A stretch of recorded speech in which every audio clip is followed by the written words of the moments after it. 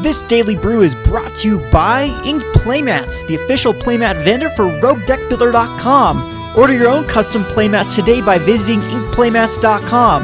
And be sure to check out our very own Roguedeckbuilder playmats. Hi there, it's Kevin with Roguedeckbuilder.com.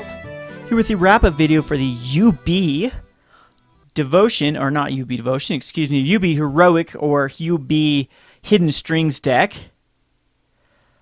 Performed okay. 3-1, actually not bad. That's awesome. And we were able to get revenge on that mono blacklist. So the deck can actually beat a heavy control deck. Definitely loving the answers we have to spells such as the Triton Tax and the Boon of Erebos. I do like the number of creatures. I don't think going down to less creatures like 23, 24 is the right move. What I should get rid of right off the bat is a Springleaf Drum, and I do think we can get rid of a Swamp. And this allows for us to add a Far and Away, or two Far and Aways, and I think that they are really, really good in this format. This is very good against the Hexproof deck. Far can actually be used on your own Agent of the Fates to return them if you need to. And I'm definitely thinking that Far is going to come in handy quite a bit. I'm thinking this is the right list. I'm liking the 2 Spiteful Return. I kind of want to go more. Same with Mogis Marauder. Those seemed very good. Pain Seers I liked every time I saw them. What I didn't really even like was just the Rakdos Cacklers. I'm gonna get rid of the Cacklers, and yes, we're getting rid of our 1-drops, but it does give us some room for either some more Mogis Marauders or more Spiteful Returns, or what I really want to try is this Heroic dude. So I'm actually gonna go down one of these Siren of Silent Songs. We're gonna try an Ashiok's Adept and see how well he works, because again, it's another Heroic you can use with Titan Tractics, which is an instant speed. Or, again, even Far and Away to make them. The only problem I have is it's 3 mana. But Hidden Strings and Triton Tactics seem very, very good with this guy. And, yeah, so I'm going to test him out, see how well he does. I still do like Duskmantle Seers. I think that we do want at least one more, but we're down to 20 lands, so maybe 2 is the right move. So, again, it'd be between Spiteful Return and Mogis Marauder. And I think with Spiteful Return, even Night Howler seems pretty good too. Like Night Howler or Herald of Torment. Herald Torment, Night Howler. Geez, just the amount of... Well, we didn't see many creatures in our deck. Just a huge fan of Night Howler, not even in the Dredge list. Sometimes the Night Howler can be huge if you've been putting a ton of creatures like that. Last Mono Black game, if we would draw into Night Howler, it would have been at least like a 10-10. And the only problem is that it is another 3-drop. And what I really want is removal, more removal. I'm thinking that this many Retraction Helixes, they're cool and all, but I think that Far and Away is just better. And Retraction Helix with Agent of Fates, I see the appeal. I also see the appeal with Ashiok's Adept, but we definitely need some more room for removal for alternate prices. At least one more alternate price.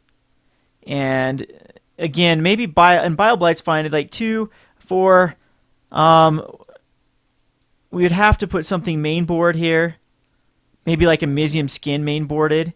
Or maybe I just go down to 3 Mizium Skin. Or again, we just put the Bioblight's main board. I think alternate prices hit almost everything. Well, they don't hit... Yeah, we're gonna put in just taking out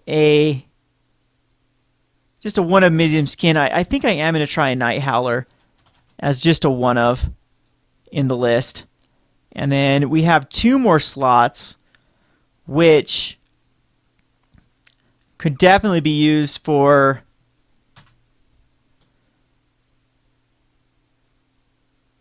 I'm going to go with another Mogis, or another Spiteful Return and another Mogis.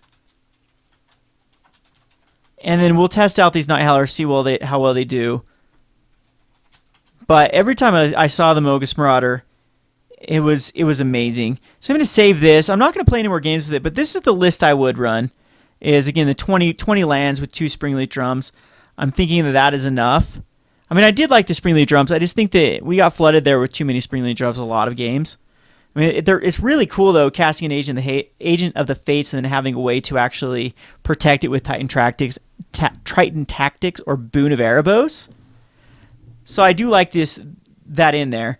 Now, if we are too flooded with 3 drops, I can understand that as well. I mean, I see the appeal to the Niv Magus Elemental and Hidden Strings combo. It can get very big very quickly, but I'm still thinking that sticking with this more mono black and just splashing the blue is a better option. So again, I think this is the right list. There are plenty of other cards you could put in this deck, as like Essence Scatters, Duress, Thoughtseize, Devour Flesh, Hero's Downfall, just so many. In fact, instead of an alternate price, I think I would put a Hero's Downfall in here, as it gives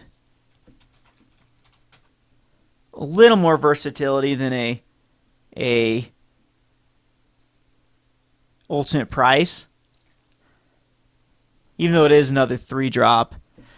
So I hope you enjoyed this list. I sure enjoyed it. I think that it does have some potential. I'd like to see your versions, what you would add to this list, how you would tweak it, and whatnot. And 3-in-1 is not too shabby. This has been Kevin with Roguedeckbuilder.com, brought to you by InkPlaymat.com. Please go check them out. They've been a great supporter of producing the playmats at a very inexpensive rate, and I'm actually going to have some more playmats made through them. I was able to meet their sales guy at GP Phoenix, and hopefully we're going to be able to work out some cool collaborations. I'm going to be starting a live video called Johnny versus Spike that we're going to be doing in my local game store with my buddy Dylan.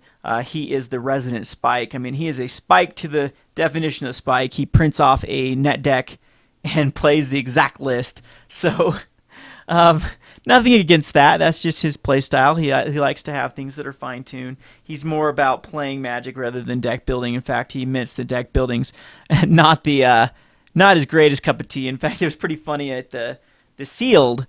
On day 2, we were all eliminated from the GP, so we played in the Super Sunday Series Sealed, and he tried to build a Chromanicore deck. And when I looked at his deck, I'm like, why? How in the world are you not going red here? Like a mono red splash another color, because he had just insane red cards. Anyway, Spikes. Silly Spikes. Let's see here. So anyway, where was I talking about this? Yeah, Ink Playmats hopefully is going to be able to, we're going to make a playmat for that. And again, if you have custom playmats, if you want to make a custom playmat, go check out Ink Playmats. They're great quality, like extremely good quality playmats, and very friendly, very supportive of Rogue Deck Builder. I mean, I had to set my own prices with them, and they were more than happy to help me out. And without them, I wouldn't be able to produce the cheap playmats that I do and be able to send them out to you guys for like contests and just if you want to purchase a playmat, that's what's actually made them affordable, is being able to get at them at such a great rate from Ink Playmats. So anyway, big shout out to them for being a supporter of Rogue Deck Builder. Go check them out. This has been Kevin with Roguedeckbuilder.com. Thanks for watching.